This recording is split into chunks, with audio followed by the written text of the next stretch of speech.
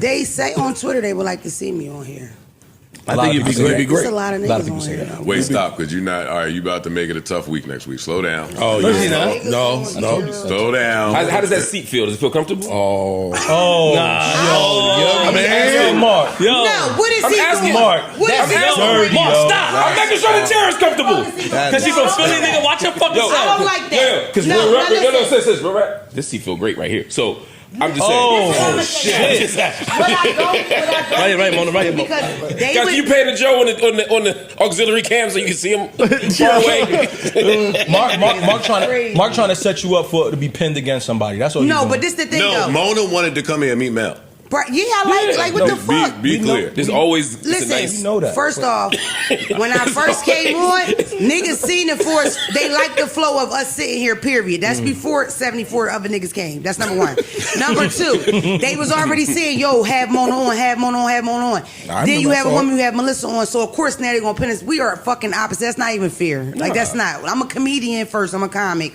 She's you know what I mean? Like, what the fuck? I grew up looking at, you know what I mean? And she gave me a shout out. She's nice. Like, don't do that. And we two different lanes. I didn't know she was Canadian. And she didn't know that you were going to be here today when she called out. She won an award. She had to go. Shout out to Melissa. But I think they going to always do that, But I think he can make it happen, though. What? He can make it happen when you come up here. He could put some things together.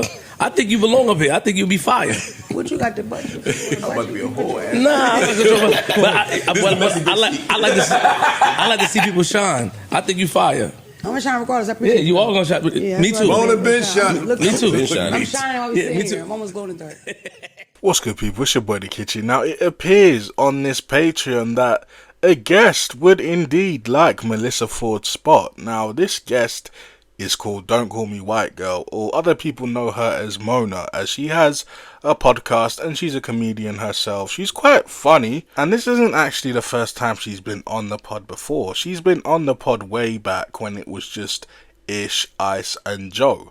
So some of the fans are actually familiar with her and her humour, and a lot of fans are saying that they like Mona. They enjoy what she brings to the pod. She's funny, she's charismatic, she's just an overall fun person to be around. At least it seems that way, because the Patreon was honestly hilarious. I actually enjoyed it as well.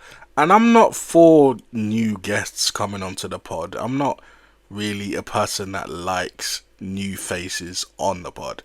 I'm just cool with the same, 7 people this time? I'm cool with the same 7 podders, but let's get into the meat and potatoes.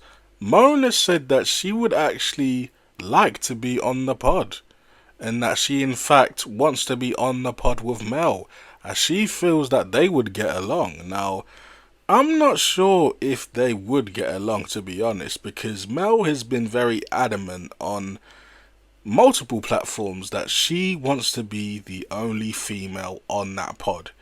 She wants to be the only female on that network, and Mel just comes across as somebody that doesn't like to share the limelight, especially with other females. And not only that, it seems like she has a lot of problems with other females. If you guys remember, when starting her Hot and Bothered podcast, well, before it was called Hot and Bothered, it was called Menopause.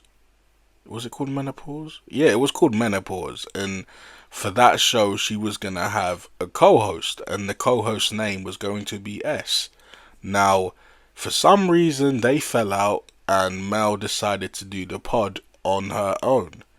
And then a few months would go by, and then S would pop up again, and she would admit that Mel would go on to move very shady towards not only her, but her other business partner when talking about the podcast.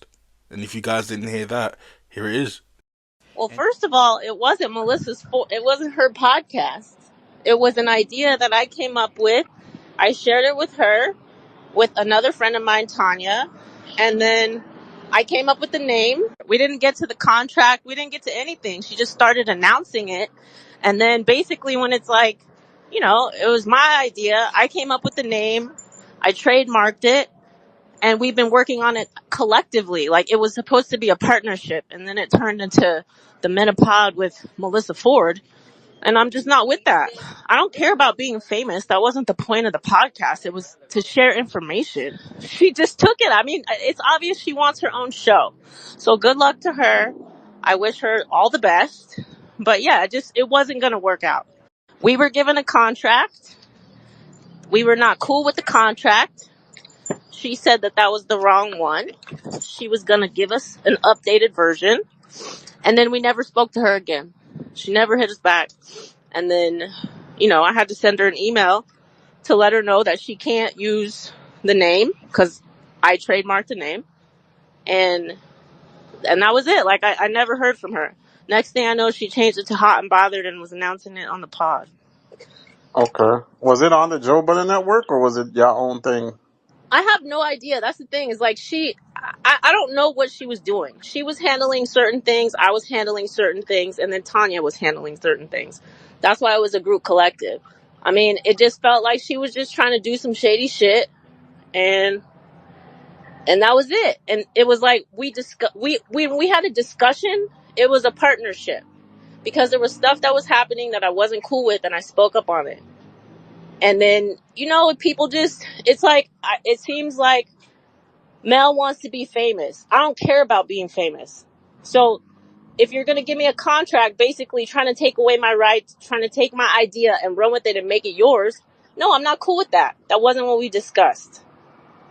And then it's like, she wants to go online and put business out there when it's like, I'm not like that. I'm a private person, like, I just randomly went on the Joe Budden podcast because I was there. I mean, she's not saying anything negative about us, because if she does, then I'll post everything, the conversations, everything, because that's not cool. Like, she didn't even have a conversation with us. She didn't talk to us about it. When we started this together a few months ago, it came from an idea that I had, and then we were talking about it. And then we discussed having a partnership and launching it. And then I don't know what happened. She just tried to take it, like, in front of my face. It was like she was delusional. Like, why would you think that I would let you in front of my face take my idea? I said I don't care who gets credit for it, but on paper we're equal.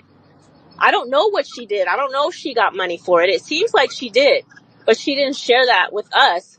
And maybe that's why she wanted to own, like, she literally wanted to own everything. So that was not going to work. And then when we said, hey, like, can we talk about this? We never heard from her. She wanted to take the Menopod and... But how do you guys feel about this one? Do you guys feel that these guys are just podding? Do you guys think it's just for fun? Do you guys feel like there's no reality where Melyssa Ford and Mona pod together? Or do you guys feel like this may in fact be real and that Melyssa may have some competition on her hands? But like I said, let me know how you feel. And until next time, it's your boy The Kitchen. Deuces.